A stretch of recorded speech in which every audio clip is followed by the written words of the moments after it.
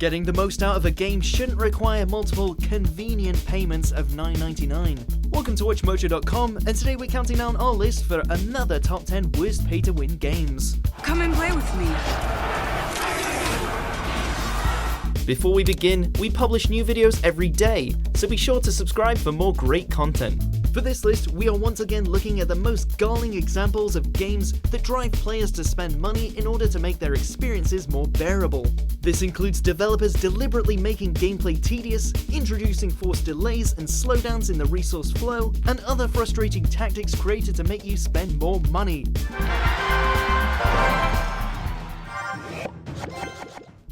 Number 10, Realm of the Mad God. As ideas go, a top-down online shooter set in a fantasy realm and presented with 8-bit graphics is definitely alluring. Indeed, it seems many were drawn to Realm of the Mad God based on how addicting and enthralling the core experience was. Alas, the game's free-to-play nature means microtransactions became a fundamental part of play. Specifically, they let players purchase gear, character slots, and other items that make the game easier. While some have claimed that the bought items aren't essential to making progress, the reality is that these purchases are made to be enticing and force an imbalance in play.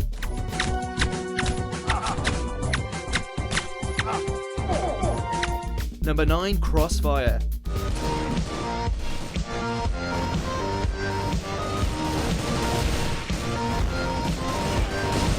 The pay-to-win nature of this online FPS hasn't hampered its popularity, as it's currently the most played game in its genre with over 650 million registered players. One glance at the online shooter CrossFire is enough to see that it's clearly inspired by the terrorist versus counter-terrorist combat pioneered by Counter-Strike.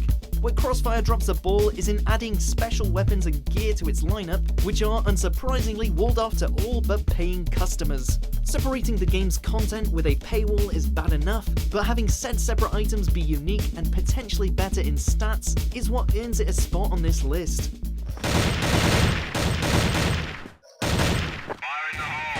Number 8, Star Trek Online.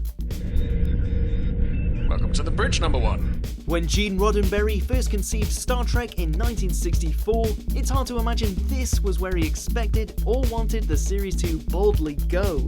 Star Trek Online does a great deal to capture the spirit and tone of the earlier shows, from the focus on space exploration to the resolution of long-standing storylines. Unfortunately, its creators also made the decision to split the available Starship lineup into 2 groups, those who earned it through play and those who obtained it via microtransactions.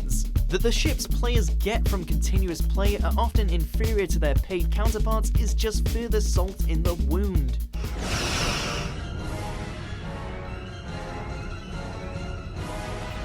Number 7, World of Tanks.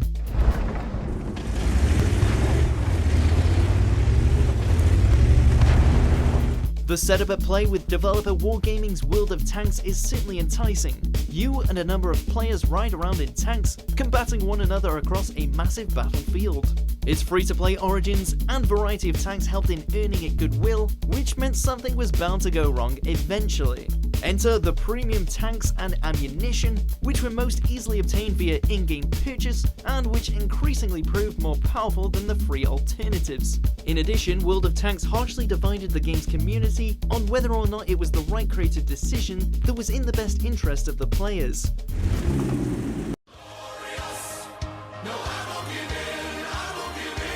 Number 6, Littlest Pet Shop.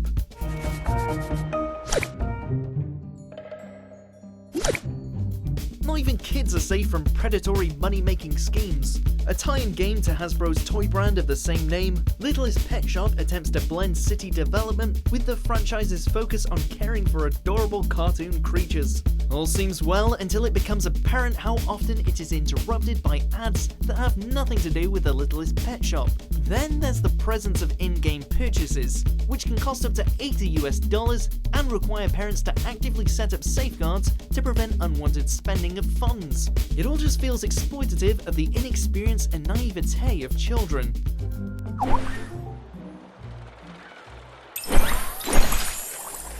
Number 5, Game of War Fire Age. They're really excited to meet you. Chances are good that at some point, people have at least glimpsed an advertisement for Machine Zone's highly profitable freemium Game of War.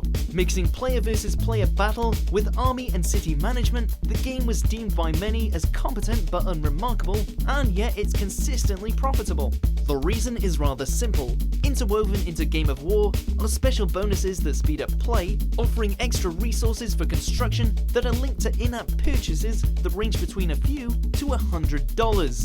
These so-called bonuses are part of a system that subtly drives players to spend their real currency in order to have a better experience with the game, giving them an edge over other players. So tell me, do you want to come and play? Game of War. Play for free now from the App Store. Number 4. Mobile Strike. I'm back.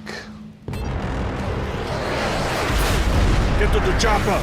Speaking of Machine Zone, they also have a toe dipped into the genre of military combat strategy games. Their 2015 release Mobile Strike tasks you with constructing and training an army over the course of many hours, with a certain degree of grinding built into the experience.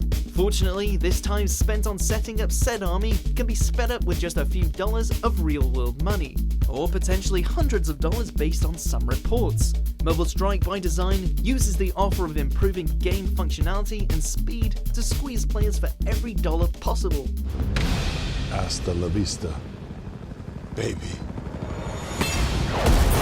Mobile Strike. Download and play now. Free from the App Store. Number 3. Clash Royale.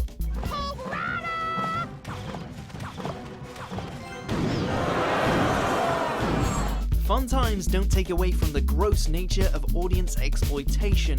Case in point, Clash Royale, the 2016 spin-off of Clash of Clans, which appears to be likable enough with its charismatic visuals and interesting card-based strategy combat.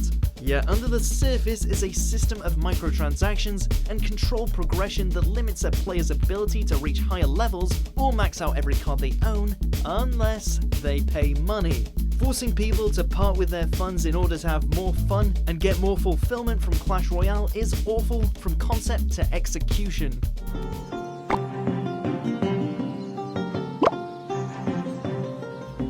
Number 2. Infestation Survivor Stories.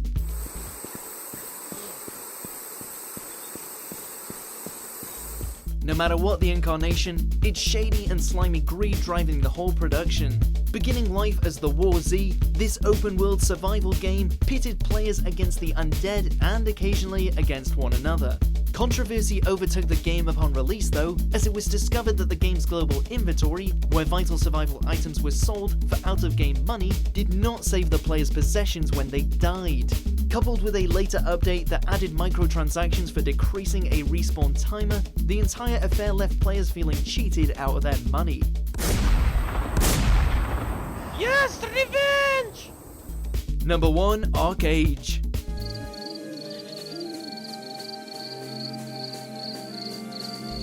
If the prospect of paying real-world currency to make a game more bearable weren't upsetting enough, try adding an elitist bent to the matter. This is the situation in which the multifaceted MMORPG known as ArcAge found itself sometime after its launch. To get the most out of its city planning and economic management mechanics, players are expected to spend actual money on Apex credits so as to get the best gear and goods possible. Worse, any players who don't buy into this economy are treated by their peers as second-class citizens, left at a disadvantage by not engaging with the aspect of ArcAge. Way to make the experience unwelcoming to all present.